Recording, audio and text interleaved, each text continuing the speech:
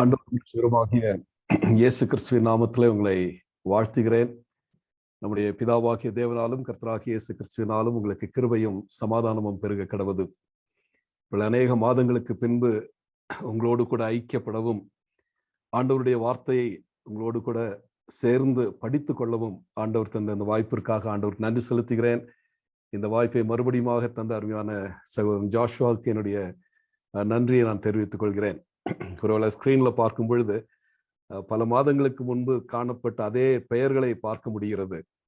தொடர்ந்து ஆண்டவருடைய வார்த்தையை கற்றுக்கொள்ள வேண்டும் என்கின்ற வாஞ்சை, அந்த விருப்பம் உங்களிலே ஆவியானவர் தொடர்ந்து தருவதை குறித்து பார்க்கும் பொழுது உண்மையாகவே ஆண்டவருக்கு நான் நன்றி செலுத்துகிறேன். தொடர்ந்து ஆண்டவர் நம்மை அவருடைய வார்த்தையிலே பலப்படவும், வார்த்தையிலே கட்டப்படவும், அதில் உறுதிப்படவும் ஆண்டவர் நம் ஒவ்வொருவருக்கும் கிருபை பாராட்டுவாராக. இந்த தொடர்ச்சியாக இந்த வருகின்ற ஒரு சில வாரங்களிலே நாம் படிப்பதற்காக தெரிந்து கொள்ளப்பட்ட பகுதி பாக்கிய வசனங்கள் என்று சொல்லி அழைக்கப்படுகின்ற மலைப்பிரசங்கத்தின் ஒரு பகுதியை நாம் ஆண்டவருடைய பலத்தினாலே, பரிசுத்த ஆவியானவருடைய உதவியினாலே கற்றுக்கொள்ள நாம் முற்படுவோம். மலைப்பிரசங்கம் என்று சொல்லி நாம் அழைக்கப்படும் பொழுது அது புதிய ஏற்பாட்டிலே மிகவும் பிரசித்தி பெற்ற ஒரு பகுதி என்று சொன்னால் அது மிகையாகாது. விசுவாசிகளுக்கும் அவிசுவாசிகளுக்கும் சரியாக அந்த பகுதியானது பல விதங்களிலே அது மிகவும் பிரயோஜனமுள்ளதாக காணப்பட்டது. ஒருவேளை நம்முடைய தேசப்பிதா என்று அழைக்கப்படுகின்ற மகாத்மா காந்தியடிகள் அவருடைய வாழ்க்கையில இந்த மலைப்பிரசங்கமானது மிகுந்த செல்வாக்கை ஏற்படுத்தி இருந்தது. இந்த மலைப்பிரசங்கத்தை குறித்து நாம் படிப்பதற்கு முன்பாக ஒரு சில தேவ மனிதர்கள் இதை குறித்து என்ன கருத்து தெரிவித்திருக்கிறார்கள் என்பதை ஒரு முன்னுரையாக நாம் பார்ப்பது நல்லது. செயின்ட் அகஸ்டின் அவர் இந்த மலைப்பிரசங்கத்தை குறித்து கூறும் பொழுது perfect standard for the Christian life என்று சொல்லி அவர் கூறுகிறார். கிறிஸ்தவ வாழ்க்கைக்கான பூரணமான ஒரு தரநிலை, ஒரு தரம் வாய்ந்த பூரணமான ஒரு தரம், கிறிஸ்தவ வாழ்க்கைக்கான தரத்தை இந்த மலைப்பிரசங்கத்திலே நாம் பார்க்க முடியும் என்று கூறுகிறார். வில்லியம் பார்க்லே இன்னொரு தேவனுடைய மனிதனை குறித்து அவர் இந்த மலைப்பிரசங்கத்தை குறித்து கூறுவதை குறித்து கூறும்போது அவர் கூறுகிறார், தி ஆர்டினேஷன் அட்ரஸ் டு த 12, தேவனால் தெரிந்து கொள்ளப்பட்ட அந்த 12 சீஷர்களுக்கும் கொடுக்கப்படுகின்ற ஒரு நியமன செய்தி. எவ்விதமாக அவர்கள் இந்த ஊழியத்திற்காக அவர்கள் நியமிக்கப்படும் பொழுது அவர்கள் கை கொள்ள வேண்டிய காரியங்களை குறித்து கொடுக்கப்பட்ட ஒரு நியமன செய்தி என்று சொல்லி வில்லியம் பார்க்லே கூறுகிறார்.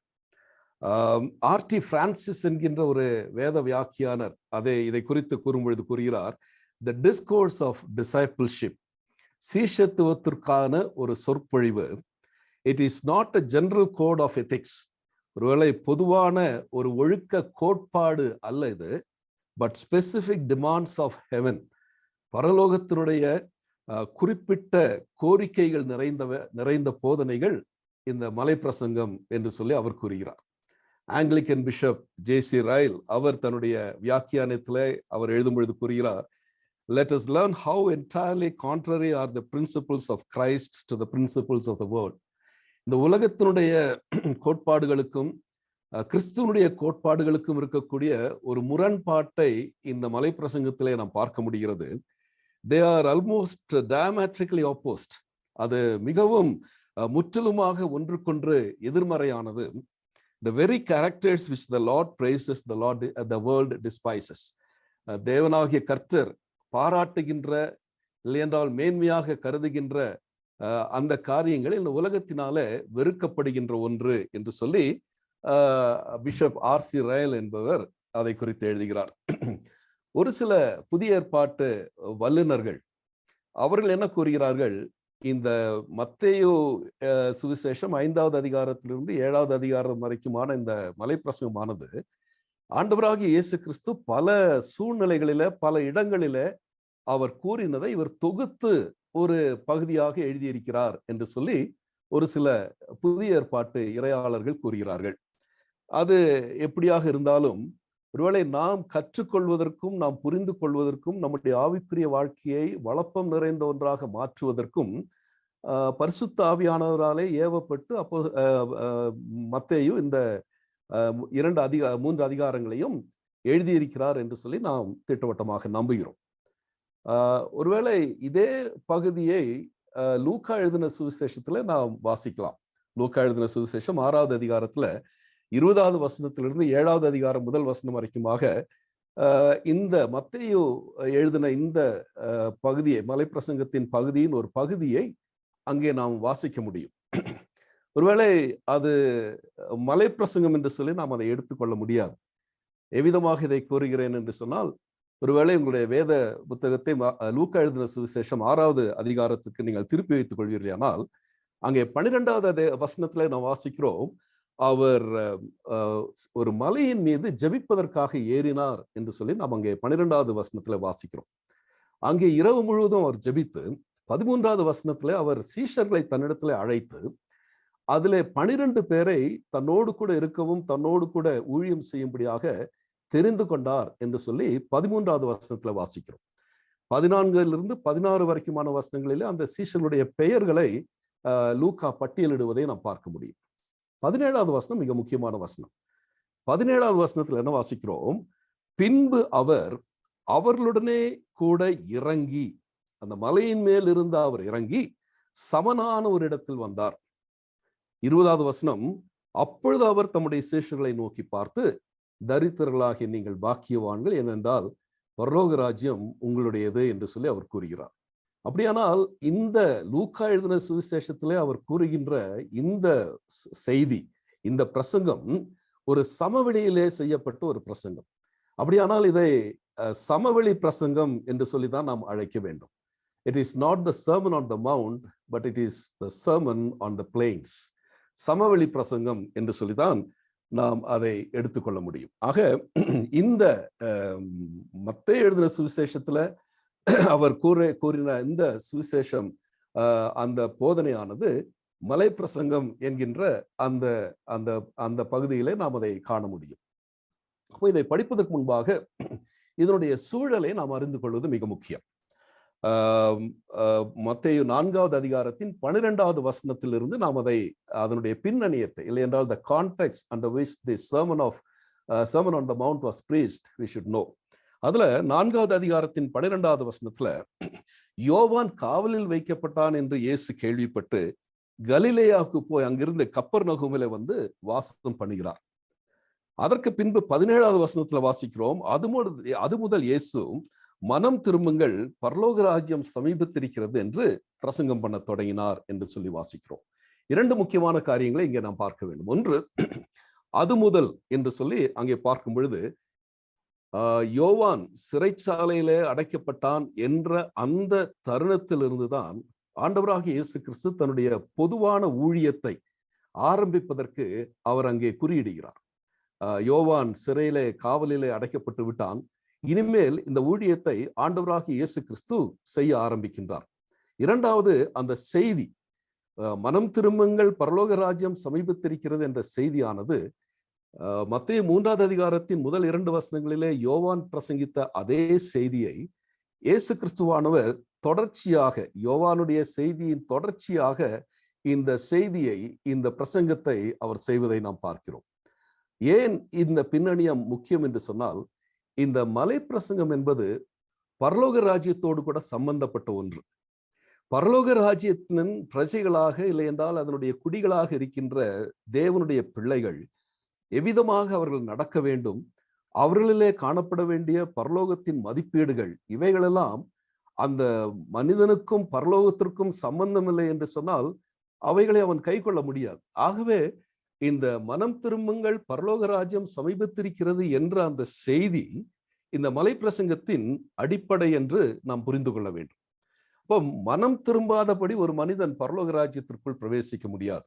ஆகவேதான் நிக்கோதேமை பார்த்த ஆண்டவர் கூறினார், ஒருவன் மறுபடியும் பிறவாவிட்டால் அவன் தேவனுடைய ராஜ்யத்தில் பிரவேசிப்பதில்லை என்று மெய்யாகவே மெய்யாகவே உங்களுக்கு சொல்லுகிறேன் என்று அவர் கூறுகிறார்.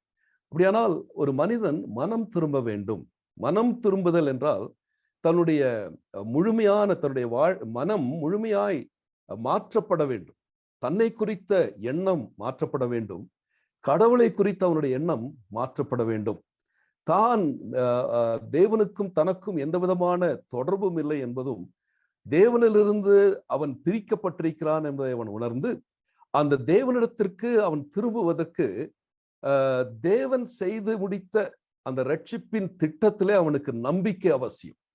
தன்னுடைய கேடு நிறைந்த இந்த வாழ்க்கை, அழிந்து கொண்டிருக்கின்ற தன்னுடைய இந்த வாழ்க்கை, பாவத்தின் அடிமைத்தனத்திலே வாழ்ந்து கொண்டிருக்கின்ற இந்த வாழ்க்கையிலிருந்து ஆண்டவராகிய இயேசு கிறிஸ்து ஒருவரால் மட்டும்தான் விடுதலை தர முடியும் என்பதை நம்பி விசுவாசித்து அவருக்கு நேராக தன்னுடைய மனதை திருப்பி அதை தொடர்ந்து அவன் கிறிஸ்துவை நோக்கி தன்னுடைய வாழ்க்கையை பயணிப்பதுதான் மனம் திரும்புதலின் ஆரம்பம்.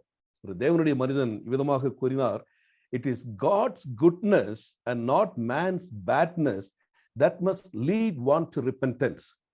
It is God's goodness and not man's badness that must lead one to repentance. அதாவது என்னிலே காணப்படுகின்ற இந்த அழுக்கு நிறைந்த ஒரு பயனற்ற ஒரு தன்மை, மிகவும் மோசமான இந்த தன்மை, இதை சார்ந்த என்னுடைய மனம் திரும்புதல் அமைவதல்ல, மாறாக தேவனுடைய நன்மையை சார்ந்து, தேவனுடைய இரக்கத்தை சார்ந்து, அவருடைய கிருபையை சார்ந்து, ஒருவேளை இந்த கேடுகட்ட என்னுடைய இந்த வாழ்க்கையில கெட்டு போக வேண்டிய என்னுடைய வாழ்க்கையிலிருந்து திரும்பி பார்ப்பதற்கு ஒருவர் உண்டு, அவரிடத்திலே மன்னிப்பு உண்டு என்பதை அறிந்து அந்த தேவனுடைய நல்ல தன்மையை பார்த்து திரும்புவதுதான், அதுதான் நம்மை தேவனுக்கு நேராக திருப்ப வேண்டும் என்று சொல்லி அந்த தேவ மனிதன் கூறுகிறார். அப்படியானால் மனம் திரும்புதல் பரலோக ராஜ்யத்துல ஒரு மனிதன் பிரவேசிப்பதற்கு மிக மிக அவசியம். அது இல்லாதபடி அவன் தேவனோடு கூட தொடர்பு கொள்ள முடியாது. அப்படியானால் இந்த பரலோக ராஜ்யம் என்றால் என்ன? பரலோக ராஜ்யம் என்பது, kingdom of God is neither territorial jurisdiction nor even a spiritual structure. அதாவது பரலோக ராஜ்யம் என்பது ஏதோ பிராந்திய அதிகார வரம்பிற்கு உட்பட்டது என்று சொல்லி நாம் சொல்லிவிட முடியாது. ஏனென்றால் அது ஒரு ஆவிக்குரிய ஒரு அமைப்பு, அதுதான் பரலோக ராஜ்யம் என்று சொல்லிவிட முடியாது. அப்படியானால் அந்த அதிகார வரம்பிற்குள்ளாக தான் இருக்கிறவர்கள் மட்டும்தான் அதில் பிரவேசிக்க முடியும். இல்லை என்றால் ஆவிக்குரிய அந்த அமைப்பிற்குள்ளாக வருகிறவர்கள் மட்டும்தான் அதுல பிரவேசிக்க முடியும் என்று ஆய்விடும். அப்படி அல்ல. பரலோக ராஜ்யம் என்பது தேவன் தாமே மனிதருடைய உள்ளங்களை ஆளுகின்ற ஒரு நிலைமை. பரலோக ராஜ்யம் எங்கோ தூர இடத்தில் இருக்கின்ற ஒன்று அல்ல, மாறாக அது ஆண்டவருக்கு நேராக மனம் திரும்பி அவரை ஏற்றுக்கொள்கிற ஒவ்வொருடைய உள்ளங்களிலும் அந்த பரலோக ராஜ்யமானது ஸ்தாபிக்கப்படுகிறது. அங்கே தேவன் ஆளுகை செய்கிறார், அங்கே தேவனுடைய ஆளுமை காணப்படுகிறது, அவருடைய அரசாட்சி அந்த மனிதனுடைய வாழ்க்கையை ஆளுகிறது. அவன் தேவனுடைய ஆளுகையின் கீழ் வருகிறான். அங்கே தேவன் அவனுடைய ஆண்டவராக, அவனை வழி நடத்துகிறவராக, அவனுடைய சிங்காசனத்திலே அமர்ந்திருந்து அங்கே அவனை ஆட்சி புரிகிறவனாக மாறுகிறார். இதுதான் தேவனுடைய ராஜ்யம். இதை குறித்து ஒரு தேவனுடைய மனிதன் எழுதும் பொழுது கூறுகிறார், the new age had dawned and the rule of God had broken into history. ஆண்டவராக இயேசு கிறிஸ்து இந்த உலகத்திலே வந்த பொழுது, மனுக்குலத்தை ரட்சிப்பதற்காக அவர் வந்ததனுடைய விளைவு ஒரு புது யுகம் உதயமாயிற்று என்று சொல்லி, ஒரு புது யுகம் உதயமாயிற்று.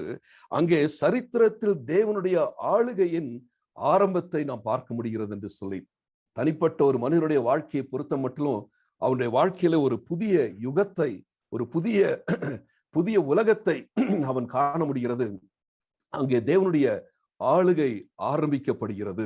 அப்படியானால் இந்த தேவனுடைய ராஜ்யத்தை மூன்று நிலைகளிலே நாம் புரிந்து கொள்ள வேண்டும். முதல் நிலை, ஆண்டவராக இயேசு கிறிஸ்து இந்த உலகத்துல வந்தார். அவர் ஆண்டவராக இயேசு கிறிஸ்து இந்த உலகத்திலே ராஜாவாக வருகிறார்.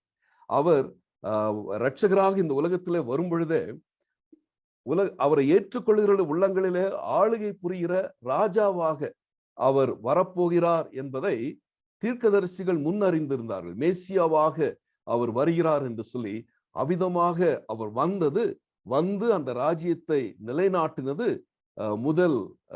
முதல் நிலை.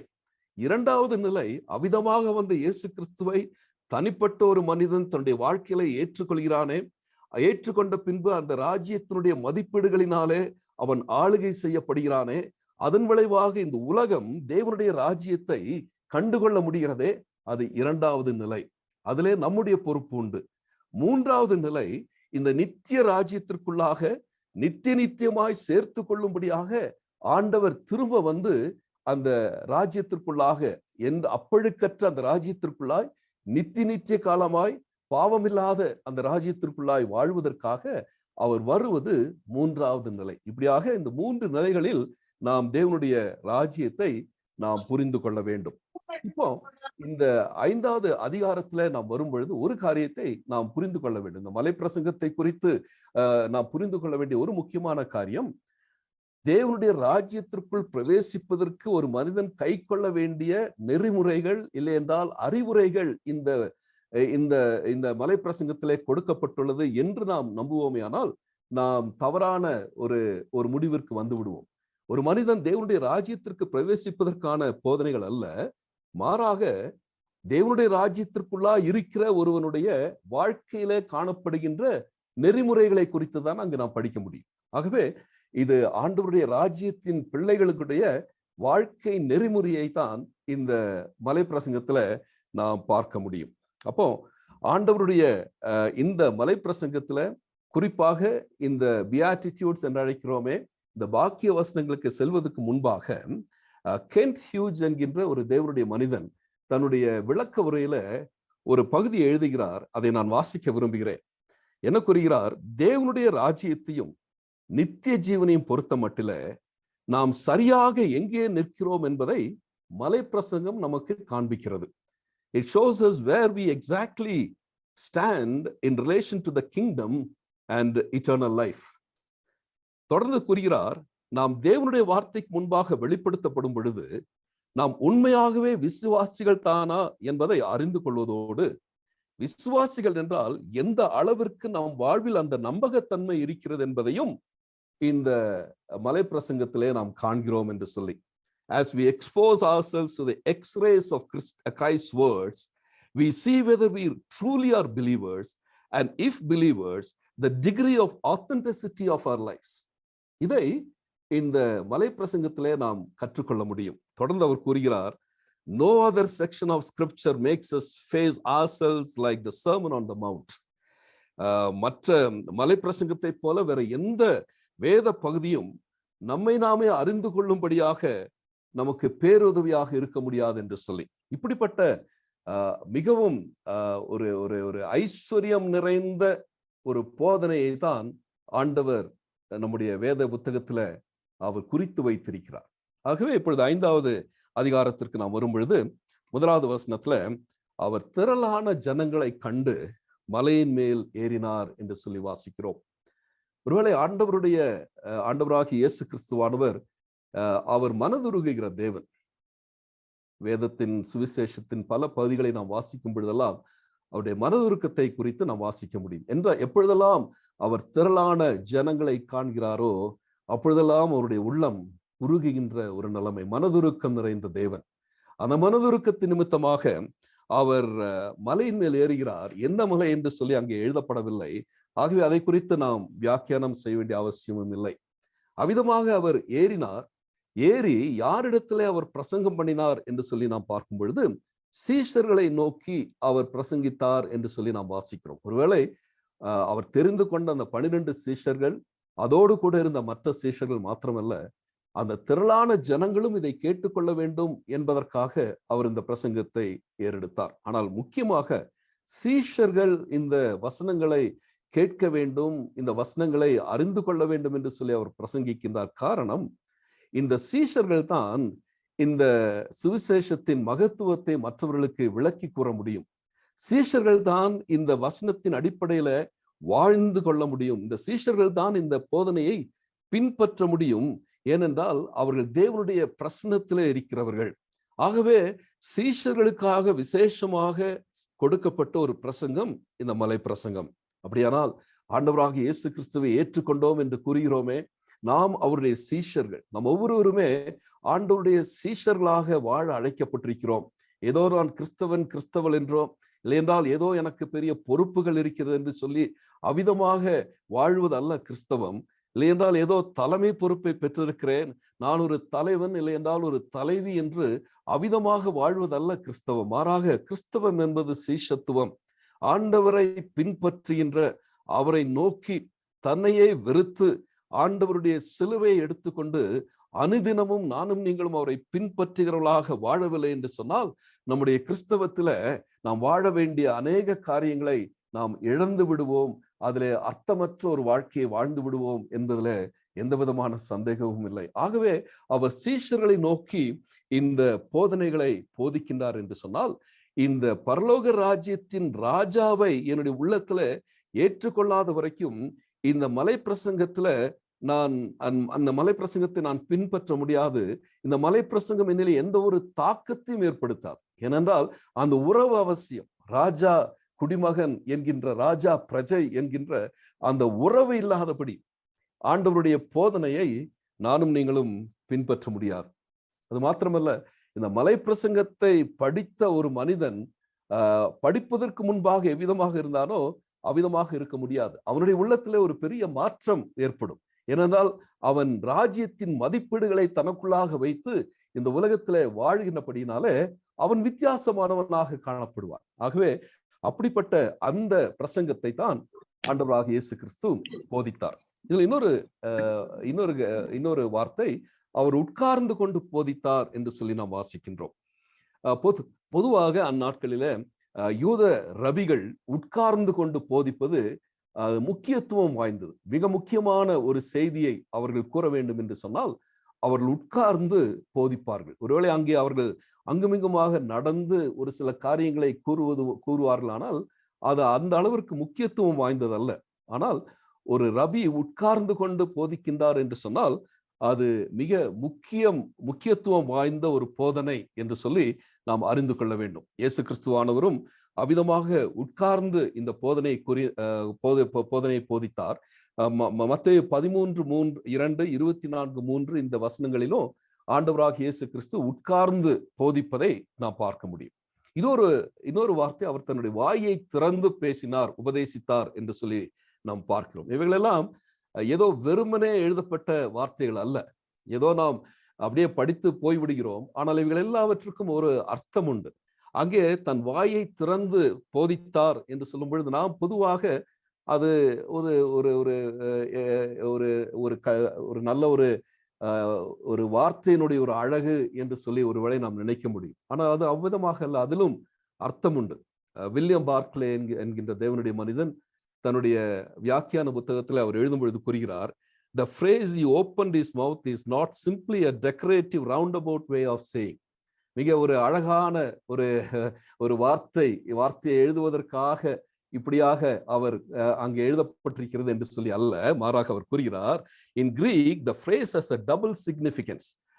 கிரேக்க மொழியில வாயை திறந்து பேசினார் என்று சொல்லி குறிப்பிடுவார்களே, ஆனால் இரண்டு முக்கியத்துவம் அந்த இடத்துல நாம் பார்க்க முடியும். ஒன்று, in Greek it is used of a solemn, grave and dignified utterance. அதாவது மிக புனிதமான, கண்ணியமான, விளையாட்டுத்தனமற்ற ஒரு போதனையை ஒரு மனிதன் கூறும் பொழுது அவர் தன் வாயை திறந்து பேசினார் என்று சொல்லி அங்கே எழுதப்படுமாம்.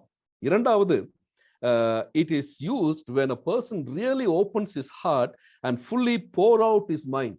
ஒரு மனிதன் தன்னுடைய மனதை திறந்து தன்னுடைய இருதயத்தை ஊற்றுகின்ற பொழுது இந்த வார்த்தை பயன்படுத்தப்படுமாம். opened his mouth and taught. தன்னுடைய வாயை திறந்து போதித்தார். அப்படியானால் ஆண்டவராகிய இயேசு கிறிஸ்துவானவர் அங்கே தன்னுடைய இதயத்தை திறந்து தன்னுடைய மனதில் இருந்ததை அவர் அவ்விதமாக சீஷர்களோடு கூட தன்னுடைய இதயத்தை திறந்து அவர்களோடு கூட பேசினதை, அந்த முக்கியத்துவத்தை, அந்த தேவ வார்த்தையை அந்த இடத்துல அவர் கூறுவதை நாம் பார்க்கிறோம். அப்போ இது தேவன் தன்னுடைய சீஷர்களுக்கு கொடுத்த மிக நெருக்கமான ஒரு போதனை, the intimate teaching of Jesus Christ to his disciples. மிக நெருக்கமான ஒரு இருதயத்திற்கு மிகவும் அருமையான ஒரு போதனையை அந்த இடத்துல அவர் போதித்தார் என்று சொல்லி நாம் பார்க்க வேண்டும். இந்த பின்னணியத்துல நாம் இந்த பகுதியை வாசிக்க முற்படுவோம். இந்த மலை பிரசங்கத்துல 3வது வசனத்திலிருந்து 12வது வசனம் வரைக்கும் இருக்கின்றதான அந்த பகுதியை Beatitudes என்று சொல்லி நாம் அழைக்கின்றோம். Beatitudes. ஒருவேளை Beatitude என்கின்ற வார்த்தையானது லத்தீன் மொழியில Beatitudo என்கின்ற அந்த வார்த்தையை அடிப்படையாக இருக்கிறது. Beatitudo என்கின்ற வார்த்தையின் அடிப்படையில அந்த Beatitude என்கின்ற வார்த்தை ஆங்கிலத்தில் இருக்கிறது. அதனுடைய மூல வார்த்தை பியாட்டஸ் என்பது. பியாட்டஸ் என்றால் பிளஸட்னஸ் என்ற அர்த்தம், ஆசீர்வாதம், இல்லை என்றால் பாக்கிய நிலைமை என்கின்ற அர்த்தத்தை கொண்ட வார்த்தை தான் பியாட்டஸ் என்கின்ற வார்த்தை. அப்படியானால் இந்த பியாட்டிடியூட் இல்லை என்றால் இந்த பாக்கிய வசனங்கள் இல்லை என்றால் இந்த பேரின்ப வார்த்தைகள், இவைகள் எதை குறிக்கிறதாம்? பரலோக ராஜ்யத்திற்கே உரிதான சில தன்மைகள் அல்லது அனுபவங்கள் பெற்றவருடைய பாக்கிய நிலைமையை குறிப்பதுதான் இந்த பாக்கிய வசனங்கள். நன்றாக புரிந்து கொள்ள வேண்டும் இந்த இடத்துல. பரலோக ராஜ்யத்திற்கே உரிதான சில தன்மைகளை அல்லது அனுபவங்களை பெற்றவர்களுடைய பாக்கிய நிலைமை. அப்படியானால் இந்த பாக்கிய வசனங்களை நாம் பார்க்கும் பொழுது அந்த பரலோக ராஜ்யத்துல இருக்கின்றவர்களுடைய பாக்கிய நிலைமை, இந்த ஆசீர்வாத வசனங்களில இவைகளையெல்லாம் நாம் பெற்றுக்கொண்டால்தான் பாக்கியவான்கள் என்பதல்ல அதனுடைய அர்த்தம். ஏற்கனவே பரலோக ராஜ்யத்தின் பிரஜைகளாக, பரலோக ராஜ்யத்தின் பிள்ளைகளாக இருக்கிற நம்முடைய வாழ்க்கையில காணப்பட வேண்டிய குணாதிசயங்கள், அனுபவங்கள், இதுதான் ஆசீர்வாதமான ஒரு நிலைமை என்று சொல்லி அதை நாம் புரிந்து கொள்ள வேண்டும். அதனால ஏறக்குறைய 8 அல்லது 9 பாக்கிய வசனங்களை நாம் இந்த இடத்துல நாம் பார்க்க முடிகிறது. இந்த பாக்கிய வசனங்களை பார்க்கும் பொழுதெல்லாம் பாக்கியவான்கள் இல்லையென்றால் பிளஸட் ஆர் தே என்கின்ற அந்த வார்த்தைகள் வரும் பொழுதெல்லாம் அதை நாம் எந்த விதத்துல புரிந்து கொள்ள வேண்டும்? ஒருவேளை பாப் டெஃபன்பர்க் என்கின்ற ஒரு தேவனுடைய மனிதன் இந்த வார்த்தையை குறித்து கூறும்போது அவர் கூறுகிறார், the primary sense of the word blessed is the sense of approval. The primary sense of the word blessed is the sense of approval. It means that God has expressed his approval on their people. That is to mean to be blessed is to be approved of God. அதாவது தேவனுடைய அங்கீகாரம், இதைதான் இந்த பாக்கியவான்கள் என்று கூறப்படுகின்ற வார்த்தை குறிப்பிடுகிறது என்று சொல்லி அந்த தேவனுடைய மனிதன் கூறுகிறார். அப்படியானால் to be blessed is to be approved of God. பாக்கியவான்கள் என்று சொன்னால் தேவனால் அங்கீகரிக்கப்பட்டவர்கள் என்று அர்த்தம் என்று சொல்லி அந்த இடத்துல நாம் வாசிக்கின்றோம். அப்படியானால் இந்த இந்த இந்த இந்த பாக்கியவான்கள் என்று கூறும் பொழுது இவர்களெல்லாம் இந்த தேவனுடைய ராஜ்யத்தின் பிரஜைகளாக மாறுவதனாலே தேவனுடைய சுபாவத்திற்கு அவர்கள் பங்காளிகளாக மாறியிருக்கிறார்கள் என்பதுதான் அதனுடைய அர்த்தம். ஒருவேளை அநேக நேரங்களிலே இந்த பாக்கிய வசனங்களை நாம் பல விதங்களிலே நாம் படித்திருக்கிறோம். ஆனால் தேவனால் அங்கீகரிக்கப்பட்டவர்களாக அந்த பரலோக ராஜ்யத்தின் பிள்ளைகளாக இருப்பதினாலே நாம் தேவனுடைய அந்த தன்மையை நமக்குள்ளாக பெற்றவர்களாக வாழ்வதுதான் ஆசீர்வதிக்கப்பட்ட ஒரு நிலைமை. அப்படியானால் தேவனுக்கு புறம்பானவர்கள் இந்த பாக்கிய நிலைமைக்குள்ளானவர்கள் அல்ல என்பதையும் நாம் புரிந்து கொள்ள வேண்டும். இன்னொரு முக்கியமான காரியம், இந்த ஆசீர்வாத வசனங்கள் எல்லாம் ஏதோ சூப்பர் சயின்ஸ் என்று சொல்லுகிறோமே, மிகவும் பிரபலமான புனிதர்களுக்கு ஆண்டவர் கூறவே இல்லை. இந்த பாக்கிய வசனங்கள் எல்லாம் சாதாரணப்பட்ட அவருடைய சீஷர்களுக்கு, மீனவர்களாக இருந்தவர்கள், ஆயக்காரனாக இருந்தவர்கள், இப்படிப்பட்ட வாழ்க்கையின் அடித்தட்டில வாழ்ந்து கொண்டிருந்த சாதாரண மக்களுக்கு கொடுத்த போதனைகள். அப்படியானால் இந்த போதனைகள் இன்றைக்கு உங்களுக்கும் எனக்கும் ஏற்றவைகள் தான். இவைகளை நாம் பின்பற்ற முடியாது, இல்லையென்றால் கடினமான போதனைகள் என்று நானும் நீங்களும் சொல்லிவிடவே முடியாது. ஆகவே தேவன் தந்திருக்கின்ற இந்த போதனைகளை நாம் கை கொள்ளுகிறவர்களாக, இந்த போதனைக்குட்பட்டவர்களாக வாழ வேண்டும் என்று சொல்லி ஆண்டவர் நம்மை அழைக்கிறார். துரதிருஷ்டவசமாக இன்று கிறிஸ்தவம் இதை மறந்துவிட்டது.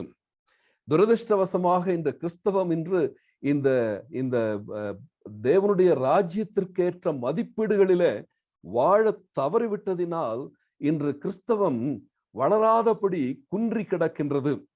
இந்த உலகத்தினாலே நாம் வடிவமைக்கப்பட்டு விட்டோம். We have been shaped by the world. கிறிஸ்தவர்கள் என்றுதான் அழைத்துக் கொள்ளப்படுகிறோம். ஆனால் இந்த உலகத்தினாலே நாம் வடிவமைக்கப்பட்டு விட்டோம்.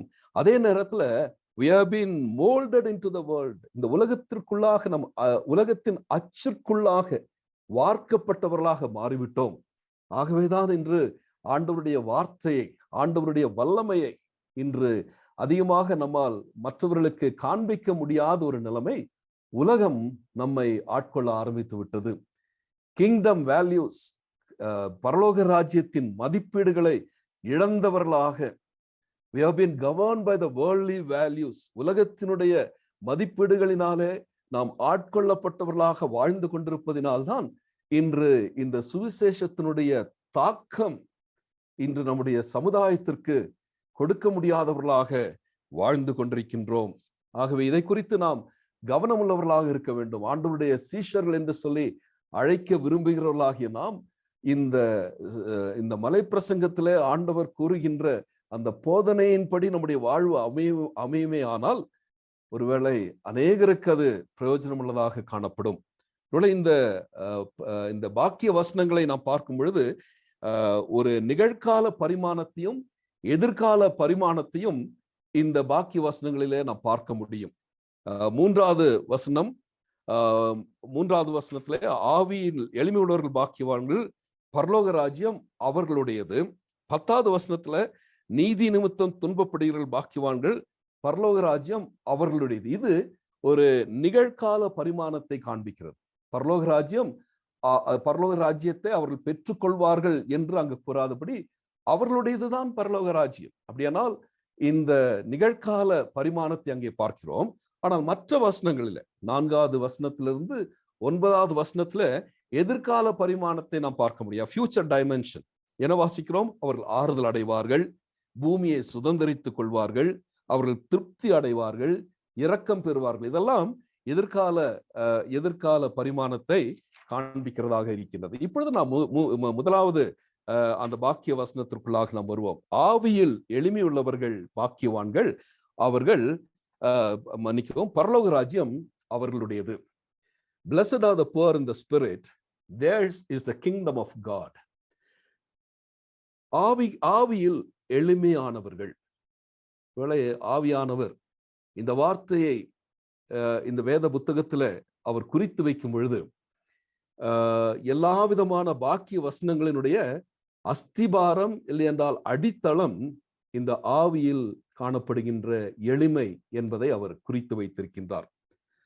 நம்முடைய நித்திய வாழ்விற்கு, தி இட்டர்னல் லைஃப் என்று சொல்கிறோமே, அந்த நித்திய வாழ்விற்கான முன் நிபந்தனையே ஆவியில் எளிமைதான். This the foundation, because the spiritual poverty is the prerequisite for the eternal life. நித்திய ஜீவனை ஒரு மனிதன் பெற்றுக்கொள்ள வேண்டும் என்றால் அவனிலே காணப்பட வேண்டிய மிக மிக முக்கியமான ஒரு முன் நிபந்தனை என்ன என்று சொன்னால் அது ஆவியில் எளிமையாய் இருக்கின்ற ஒரு நிலைமை. இது ஆவிக்குரிய ஒரு வறுமையை காண்பிக்கிறது.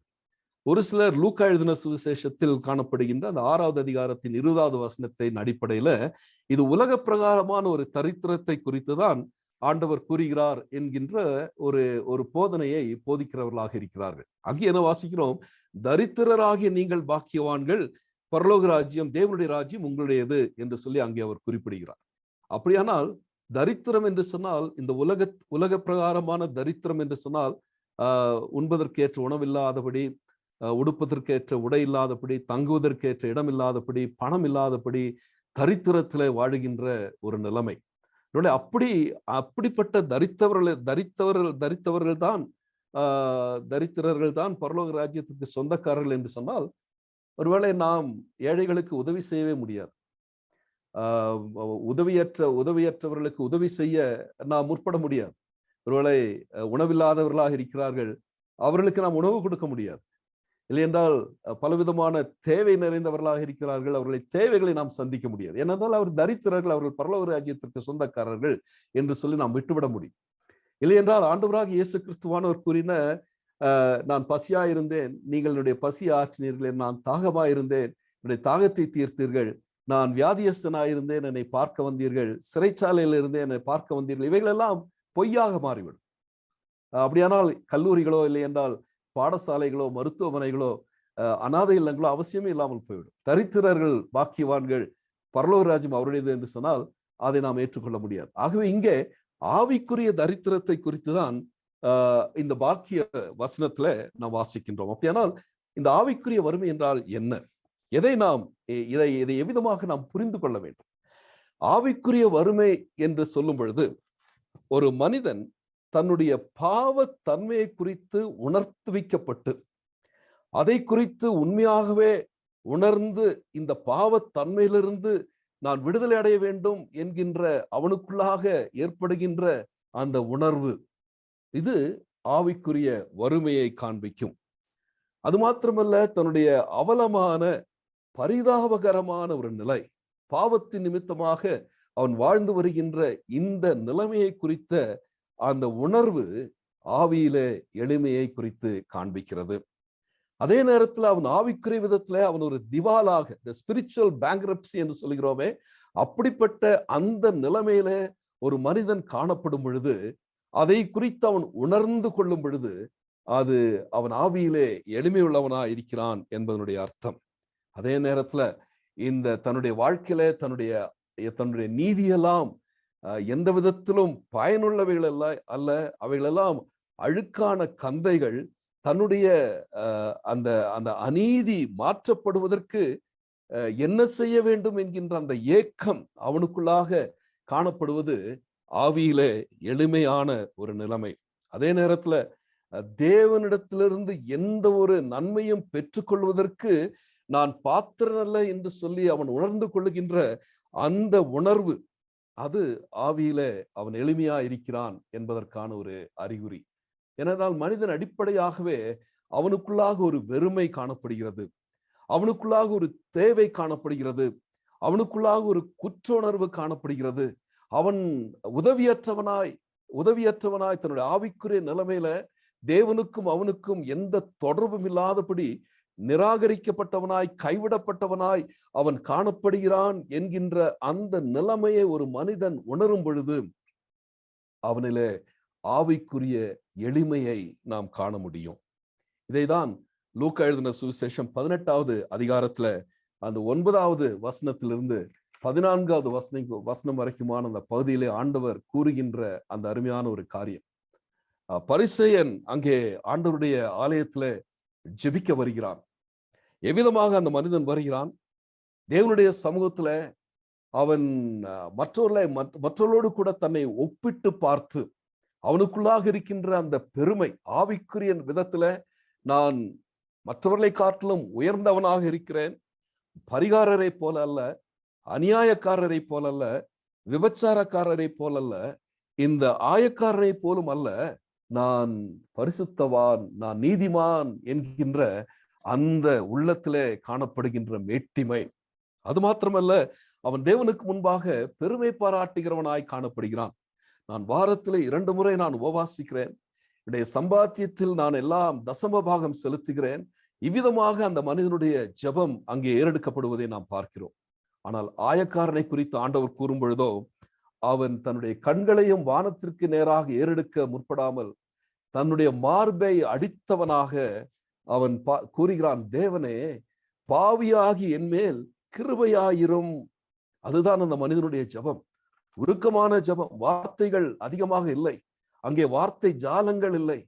ஒரே ஒரு காரியம், தன்னுடைய கண்களை வானத்திற்கு நேராக கூட ஏறெடுக்க முடியாதபடி தன்னை தாழ்த்தி தன்னுடைய மார்பிலே அடித்து கொண்டவனாய் கேட்கிறான், தேவனே, பாவியாகி என் மேல் கிருபையாயிரும் என்று சொல்லி.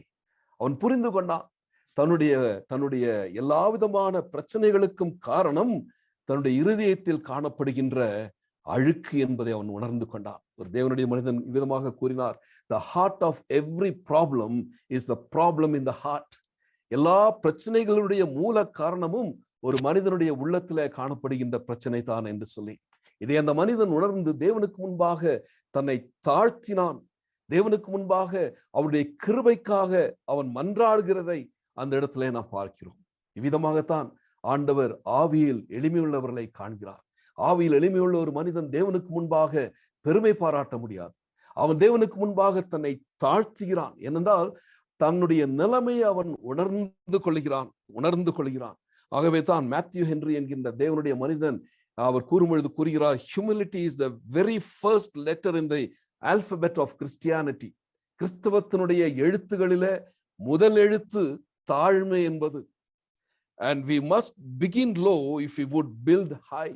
ஒருவேளை மிக உயரமாக நம்முடைய வாழ்க்கை கட்டப்பட வேண்டும் என்று சொன்னால் மிக தாழ்மையிலே நாம் ஆரம்பிக்க வேண்டும் என்று சொல்லி, இந்த தாழ்மை இல்லாதபடி, ஆவியில் எளிமை இல்லாதபடி நாம் பரலோக ராஜ்யத்திற்கு சுதந்திரவாளிகளாக மாற முடியாது. அப்படியானால் இந்த ஆவியிலே எளிமையுள்ளவளாக நான் வாழ்கிறேன் என்று சொன்னால் அதனுடைய ஆசீர்வாதங்கள் இல்லையென்றால் அதனுடைய நன்மைகள் என்ன என்று சொல்லி பார்க்கும் பொழுது, யாக்கோபு 4வது அதிகாரத்தின் 6வது வசனத்துல தேவன் பெருமை உள்ளவர்களுக்கு எதிர்த்து நிற்கிறார், தாழ்மையுள்ளவர்களுக்கோ கிருபை அளிக்கிறார் என்று சொல்லி அங்கே வாசிக்கிறோம். அப்படியானால் தேவனுடைய கிருபையை பெற்றுக் கொள்கிறவர்களாக என்று நான் ஆவியில் எளிமையுள்ளவனாய் தேவனுடைய சமூகத்திலே வருகிறேனோ அன்று தேவனுடைய கிருபையை நான் பெற்றுக்கொள்கிறேன். தேவன் எனக்கு எதிர்த்து நிற்கிறவராக அல்ல, எனக்கு கிருபையை தருகிறவராக அவர் காணப்படுகிறார். இரண்டாவது, இதே யாக்கோபு 4வது அதிகாரத்தின் 10வது வசனத்துல கர்த்தருக்கு முன்பாக தாழ்மைப்படுங்கள், அப்பொழுது அவர் உங்களை உயர்த்துவார். தேவனால் உயர்த்தப்படுகின்ற ஒரு அனுபவம், தேவனுடைய கரங்களினாலே, மனிதனுடைய பார்வையிலே அல்ல, மனிதர்களாலும் அல்ல, தேவனால் உயர்த்தப்படுகின்ற ஆவிக்குரிய உயர்ச்சி, ஆவிக்குரிய விதத்திலே நாம் உயர்ப்பிக்கப்படுவதற்கு நம்மை நாம் தாழ்த்த வேண்டும் என்று சொல்லி அங்கே வாசிக்கின்றோம். மத்தேயு 23வது அதிகாரத்தின் 12வது வசனம், மத்தேயு 23:12 இதே எண்ணத்தை ஆண்டவராகிய இயேசு கிறிஸ்து கூறுகிறார். தன்னை உயர்த்துகிறவன் தாழ்த்தப்படுவான், தன்னை தாழ்த்துகிறவன் உயர்த்தப்படுவான் என்று சொல்லி. அப்படியானால் ஆவியில் எளிமையுள்ளவனாக ஏதோ ஆண்டவரை ஏற்றுக்கொண்ட பொழுது வருகின்ற ஒரு அனுபவம் மாத்திரமல்ல, தொடர்ந்து என்னுடைய ஆவிக்குரிய வாழ்க்கையில நான் என்னை ஆவியில் எளிமையுள்ளவனாக வாழ்வதற்கு என்னை அர்ப்பணிக்கும் பொழுது ஆண்டவர் ஆவிக்குரிய நிலைமையிலே என்னை உயர்த்துவார். உலக பிரகாரமான உயர்வை அல்ல இங்கே நாம் பார்க்க வேண்டுவது ஆவிக்குரிய ஒரு உயர்வு. ஏசாயா 66வது அதிகாரத்தின் 2வது வசனம், ஏசாயா 66:2 ஆனாலும் சிறுமைப்பட்டு ஆவியில் நொறுங்குண்டு, நல்லா கவனியுங்கள், என் வசனத்திற்கு நடுங்குகிறவனையே நோக்கி பார்ப்பேன். இது தேவனுடைய வார்த்தை. ஆவியிலே நான் சிறுமைப்பட்டவனாய் ஆவியில் நொறுங்குண்டு ஆண்டவருடைய வசனத்திற்கு நான் நடுங்குகிறவனாக காணப்படுவேனே. ஆனால் தேவனனை நோக்கி பார்ப்பாரா? ஆண்டவரனை நோக்கி பார்க்க வேண்டும் என்கின்ற ஆசை நமக்கு இருக்குமே. ஆனால் நாம் செய்ய வேண்டுவதெல்லாம் தேவனுக்கு முன்பாக நொறுங்குண்டவர்களாக, தேவனுடைய வசனத்திற்கு முன்பாக நடுங்குகிறவர்களாக காணப்படுவோம். ஆனால் வசனம் கூறுகிறது தேவன் நம்மை நோக்கி பார்ப்பார் என்று சொல்லி. இது ஆவியில் எளிமை உள்ளவனுடைய வாழ்க்கையில் அவன் அனுபவிக்கின்ற ஒரு அனுபவம். தேவனால் அவன் எப்பொழுதும் நோக்கி பார்க்கப்படுகிறான். இன்னொரு வசனம் சங்கீதம் 34:18 நொறுங்குண்ட இருதயம் உள்ளவர்களுக்கு கர்த்தர் சமீபமாயிருந்து நறுங்குண்ட ஆவி உள்ளவர்களை ரட்சிக்கிறார். The nearness of God's presence. ஆண்டவர் எனக்கு அருகாமையிலே இருக்கிறார், அவர் எனக்கு நெருக்கமாக இருக்கிறார். எப்பொழுது? நொறுங்குண்ட இருதயம் உள்ளவர்களாக இருக்கும் பொழுது கர்த்தர் எனக்கு சமீபமாக இருக்கின்றார். அதே நேரத்துல நறுங்குண்ட ஆவி உள்ளவனாக, ஆவியில் எளிமையுள்ளவனாக இருக்கும் பொழுது கர்த்தர் என்னை ரட்சிக்கின்றார். ஏதோ ஆண்டவரை என்னுடைய உள்ளத்துல ஏற்றுக்கொண்ட அந்த நாள் ரட்சிப்பு அல்ல, தொடர்ந்து அன்றாட வாழ்க்கையில நான் தேவனுக்கு முன்பாக பாவத்திலிருந்து விடுதலையாக்கப்பட்டு கொண்டவனாகவே தொடர்ந்து நான் ரட்சிக்கப்பட்டு கொண்டவனாக வாழ்வதற்கு இந்த ஆவியின் எளிமை அவசியம். பெருமை வந்துவிடும் சில நேரத்துல, ஆவிக்குரிய வாழ்க்கையில பெருமை வந்து விடுகிறது. ஆண்டவர் நம்மை ஊழியத்துல பயன்படுத்தும் பொழுது, இல்லை என்றால் ஆண்டவர் பலவிதமான நன்மைகளை நம்முடைய வாழ்க்கையில தரும் பொழுது ஒரு விதமான ஆவிக்குரிய பெருமை நமக்குள்ளாக வந்துவிடும் பொழுது ஆண்டவர் நம்மை நோக்கி பார்க்க முடியாதவராக, ஆண்டவர் நம்மை விட்டு தூர செல்ல வேண்டிய ஒரு நிலைமைக்கு தள்ளப்படுகின்ற அந்த ஒரு நிலைமைக்கு நம்முடைய பெருமை நம்மை தள்ளிவிடக்கூடாது. ஆகவே ஜாக்கிரதை உள்ளவர்களாக, ஆவியில் எளிமையுள்ளவர்களாக வாழும்படியாக ஆண்டவர் நம்மை அழைக்கிறார். சங்கீதம் 51:17 எல்லாருக்கும் தெரிந்த ஒரு வசனம். தேவனுக்கு ஏற்கும் பலிகள் நொறுங்குண்ட ஆவிதான், தேவனே நொறுங்குண்டதும் நறுங்குண்டதுமான இருதயத்தினீர் புறக்கணீர் என்று சொல்லி. அப்படியானால் ஆவியில் எளிமையுள்ளவனாக நான் வாழும் பொழுது தேவன் என்னை புறக்கணிக்க மாட்டார். மிக முக்கியமாக ஏசாயா 57வது அதிகாரத்தின் 15வது வசனம், ஏசாயா 57:15 நித்தியவாசியும் பரிசுத்தர் என்கின்ற நாமமும் உள்ளவருமாகிய மகத்துவமும் உன்னதமானவர் சொல்லுகிறார். அருமையான தேவனுடைய அந்த தேவனுடைய குணாதிசயங்களை விவரிக்கின்ற, அவரை ஆராதிப்பதற்கு ஏதுவான அருமையான வார்த்தைகள், நித்திய வாசியம், பரிசுத்தர் என்கின்ற நாமம் உள்ளவருமாகிய மகத்துவமும் வல்லமையும் உள்ளவர் சொல்லுகிறார். என்ன கூறுகிறார்? உன்னதத்திலும் பரிசுத்த ஸ்தலத்திலும் வாசம் பண்ணுகிற நான் பணிந்தவர்களின் ஆவியை உயிர்ப்பிக்கிறதற்கும், கவனியுங்கள், பணிந்தவர்களின் ஆவியை உயிர்ப்பிக்கிறதற்கும், நொறுங்கினவர்களின் இருதயத்தை உயிர்ப்பிக்கிறதற்கும், நொறுங்குண்டு பணிந்த ஆவி உள்ளவர்களிடத்தில் வாசம் பண்ணுவேன் என்று சொல்லி என்ன அர்த்தம் தெரியுமா?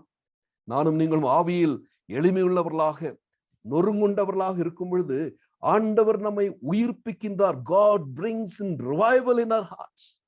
தேவன் நம்முடைய உள்ளத்துல எழுப்புதலை கொண்டு வருகின்றார். அருமையானவர்களே, தனிப்பட்ட என்னுடைய வாழ்க்கையில எழுப்புதல் இல்லை என்று சொன்னார். மற்ற எழுப்புதலுக்காக, உலகத்தின் எழுப்புதலுக்காக, இந்தியாவின் எழுப்புதலுக்காக நான் ஜெபித்து, சபையின் எழுப்புதலுக்காக ஜெபித்து பிரயோஜனமே இல்லை. அப்படியானால் அந்த எழுப்புதல் என்னிலே காணப்பட வேண்டும் என்று சொன்னால், என்னிலே காணப்பட வேண்டுவது ஆவியின் எளிமை. தேவனுக்கு முன்பாக பணிந்து நிற்கின்ற ஒரு அனுபவம். அந்த அனுபவம் என்னிலே காணப்படும் பொழுது ஆண்டவர் கூறுகிறார், எப்படிப்பட்ட தேவன்! நித்தியவாசியும் பரிசுத்தர் என்கின்ற நாமமும் உள்ள கர்த்தர் கூறுகிறார், நமக்குள்ளாக நம்மை அவர் உயிர்ப்பிக்கின்ற தேவனாக இருக்கின்றார். He brings in revival within us. அது மாத்திரமல்ல, அவர் நம்மிலே வாசம் பண்ணுகிறவராக இருக்கிறார். He dwells in us. He considers our heart to be his residence. அவர் தங்குகின்ற ஒரு வாசஸ்தலமாக நம்முடைய உள்ளத்தை அவர் காண விரும்புகிறார். எப்பொழுது? ஆவியிலே எளிமை உள்ளவர்களாக இருக்கும் பொழுது. இந்த எளிமையை தான் ஆண்டவர் விரும்புகிறார். ஆயத்தமாக இருக்கிறோமா? ஆண்டவரே, இப்படிப்பட்ட ஒரு வாழ்வை எனக்கு தாரும். ஒரு நாளிலே என்னுடைய ஆவிக்குரிய வறுமையை நான் உணர்ந்தேன். எனக்கு உதவி செய்ய யாருமே இல்லை என்று உணர்ந்தேன். என் வாழ்க்கை அழிந்து போகிறது, வாழ்க்கையிலே அர்த்தம் இல்லை, பாவ சுமை என்னை அழுத்துகின்றதே, யார் என்னை விடுவிப்பார்கள் என்று சொல்லி ஆவியில் எளிமையுள்ளவனாக உம்மை நோக்கி பார்த்தேன். என்னை நீர் ரட்சித்தீர், என்னை உம்முடைய பிள்ளையாக நீர் மாற்றினீர். ஆனால் அதே நேரத்தில் ஆண்டவரே, கடந்து வந்த பாதையை நான் திரும்பி பார்க்கும் பொழுது அந்த ஆவியின் எளிமையை விட்டு நான் பின்வாங்கி விட்டேனோ, என்னை திரும்பவுமாக ஆவியில் எளிமையுள்ளவனாக நீர் மாற்றும் என்று சொல்லி ஆண்டவரிடத்தில் இந்த ராத்திரி வேளையிலே நாம் ஜெபிப்போமே. ஆனால் ஆண்டவர் அந்த ஜெபத்திற்கு நிச்சயமாக மறு உத்தரவு தருவார்.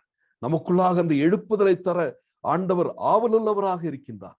செய்ய வேண்டுவதெல்லாம், ஆண்டவரே, அந்த ஆவியின் எளிமையை உமக்கு முன்பாக பணிந்த உள்ளத்தோடு, நொறுங்கின ஆவியோடு, நறுங்குண்ட இருதயத்தோடு உம்மை நோக்கி பார்க்க ஆண்டவரே எனக்கு நீர் உதவி செய்யும் என்று சொல்லி நாம் கேட்போமே. ஆனால் ஆண்டவர் நிச்சயம் இந்த ராத்திரி வேளையில அந்த எழுப்புதலை நம்மளே கட்டளையிட வல்லவராக இருக்கிறார். அப்படியானால் இந்த ஆவியில் எளிமையுள்ளவர்கள் பாக்கியவான்கள் என்று அவர் ஏன் கூறுகிறார் தெரியுமா?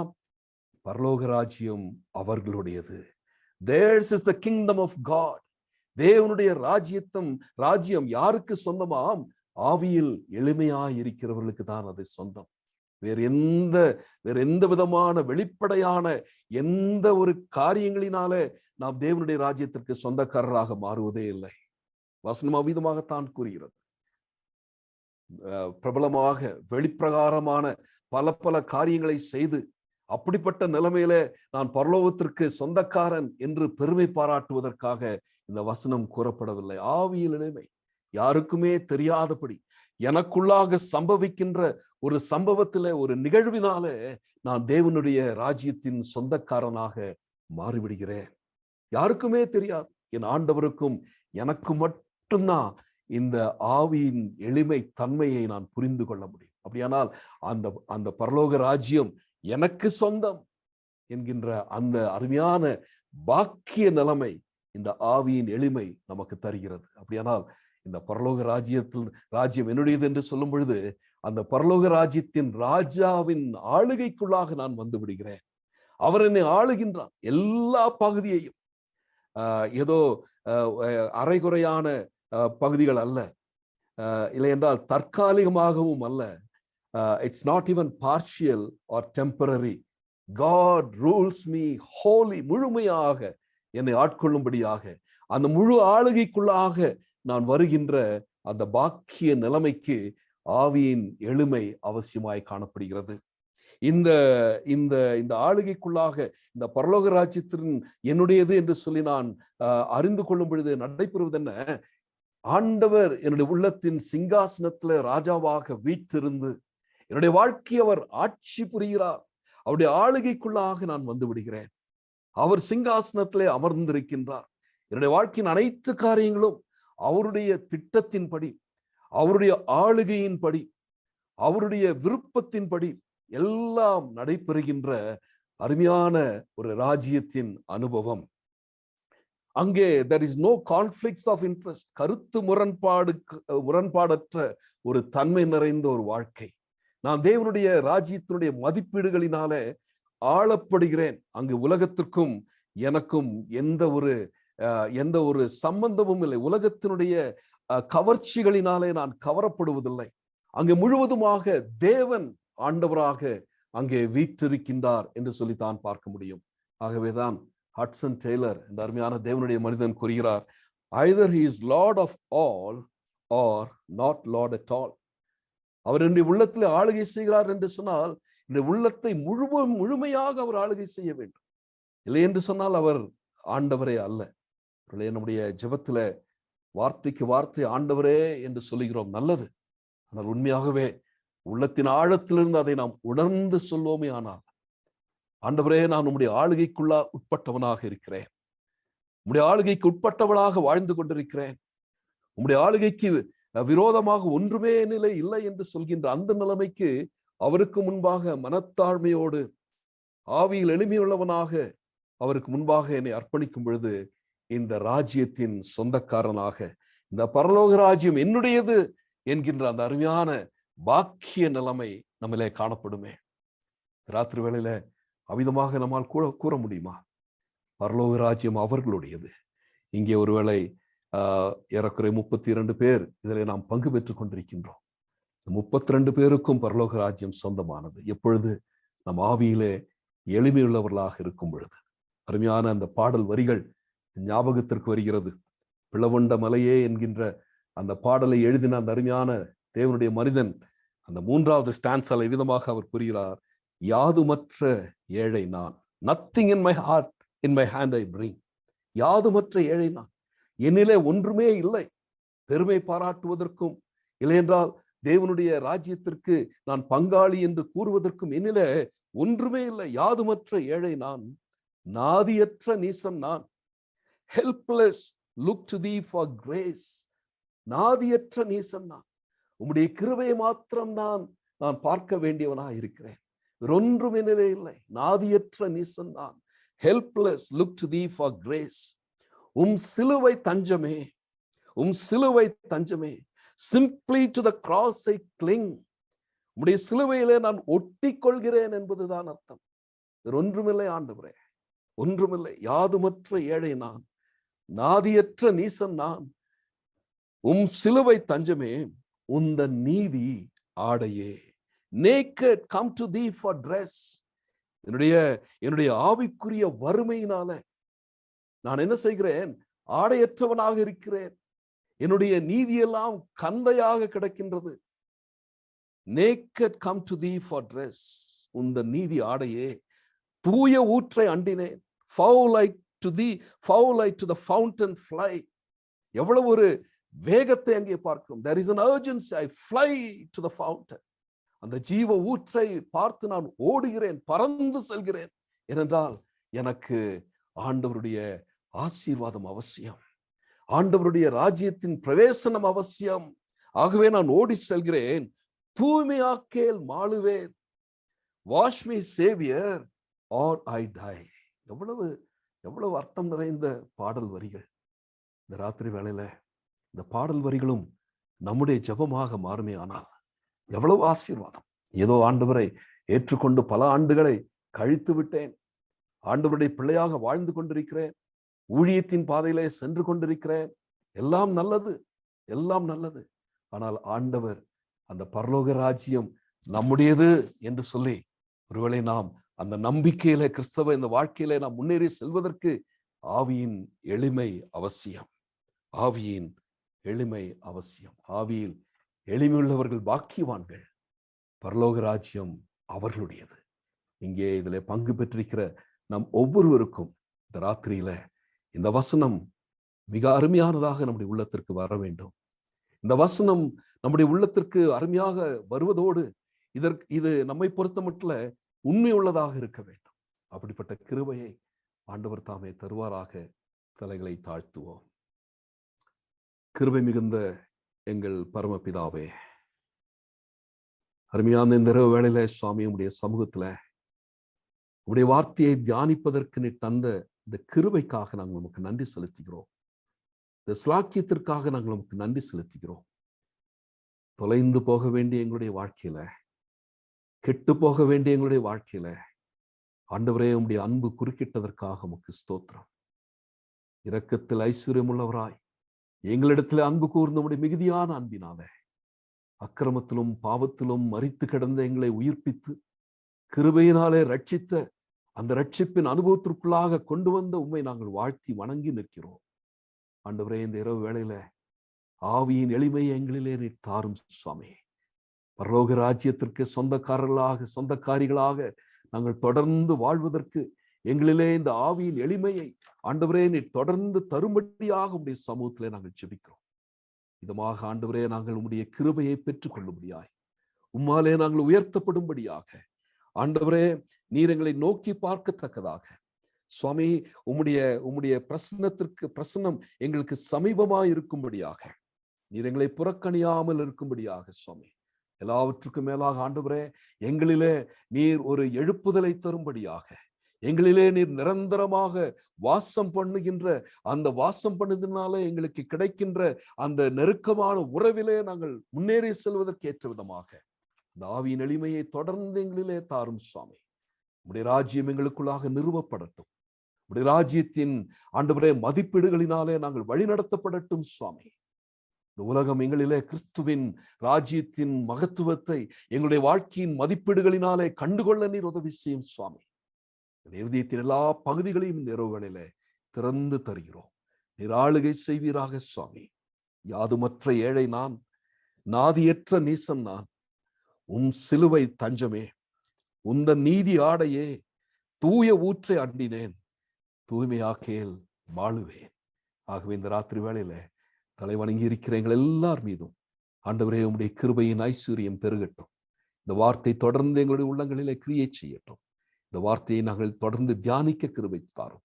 இந்த வார்த்தைகளினாலே எங்களுடைய உள்ளம் மறுரூபமாக்கப்பட உதவி செய்யும். துதிகன மகிமையுமே மேலாவற்றை உமக்கு செலுத்தி கர்த்தரும் ரட்சகருமாகிய இயேசு கிறிஸ்துவின் நாமத்தில் தாழ்மையோடு இந்த விண்ணப்பங்களை ஏறெடுக்கிறோம். ஜீவனுள்ள எங்கள் நல்ல பிதாவே, ஆமென்.